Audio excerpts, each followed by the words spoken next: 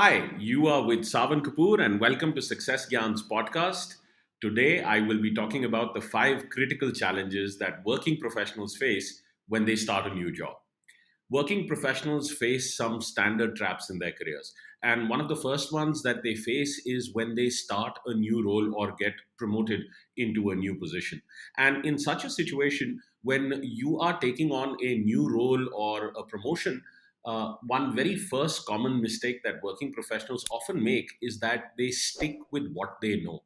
See, many managers think they have been promoted or hired for the richness and the depth of their experience. So they want that experience and depth, that core richness to come to the forefront. And in the process, they fail to consume value sufficiently from the organization before they try to produce value for the company.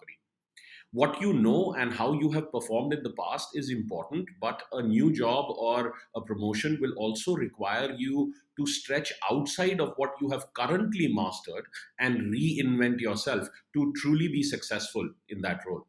And to truly be able to reinvent yourself, you need to more fully understand the demands of that role, whether these demands are on the hard skills side or on the subject matter expertise side, or whether these demands are on the soft skill side and how you manage and nurture and build relationships.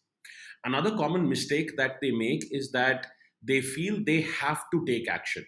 They have to show tangible gains for being hired or being promoted. And in that haste, they land up taking action that is like choosing quantity over quality. It is not just actions that will help you cement your place in the organization, but it is the right actions that will create those early wins, which will lead to the company and the people reaffirming to themselves that hiring you was the right decision. Another one of the worst mistakes that working professionals can make is that they put themselves in a position where they have overpromised results and will now under deliver on the expectations. That is why there has to be a tremendous amount of congruency in this process. You must only promise things that you know you can deliver on. So don't set unrealistic expectations even before you have had the chance to perform. But many working professionals find themselves in a position where they want the job so badly that they set themselves up with these unrealistic expectations to get the job in the first place. But in the process, they have set themselves up for a very high standard, one which may not be the actual ground reality of their performance. One more trap when getting into a new job is that newly hired managers try to do too much too soon. No one has asked them to do so, but getting hired into their dream job means that they understand that they have to deliver value to the company, but it is not any value. It's the right value that has to be delivered. It is like a batsman standing on a pitch and practicing. See, practice won't make you perfect. Only the right practice will make you perfect. If you are not spending your time doing the right things and instead are spending your time just doing things, then that will not last.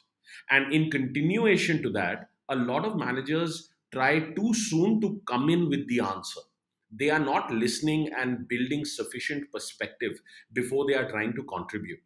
Their contribution should come with a sense of positive urgency, but it must be built on a foundation of them having sufficiently imbibed the new organization's culture, their methods, their strategies, the base of needed relationships, for which they have to engage with the correct learning. And managers often instead engage with learning that is of not much relevance to them given the grand scheme of things. And lastly, many managers are so focused on producing wins quickly that they fail to ignore the horizontal relationships that are critical to be developed at this early juncture. They are so focused on developing relationships with their boss and with their subordinates or teams that they often ignore these horizontal relationships, and these relationships stay underdeveloped. Have you fallen into any of these traps? See, when I look back on my own career, I am guilty of several of these mistakes. I learned the hard way, but the world today does not have an information problem. It has an implementation problem. Learning how to get your dream job and learning how to stabilize yourself in that dream job and further grow from there are two entirely separate skills. See, leaders don't claw their way to the top, they are carried there. This is the advantage of learning from the experience of people who have successfully walked this road before you.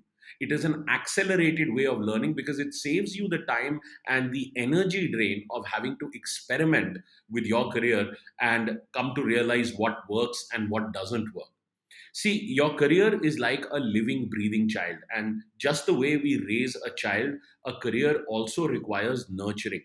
And it requires strategic intent to make into a wholesome part of your life. We are going to spend the majority of our waking hours at work. So it is critical to get these things right. Learning how to get and grow in your dream job is not an optional skill anymore. It is a necessity because it drives the economic engine of our lives. I hope you got value from listening to this podcast, and I look forward to seeing you in the next episode.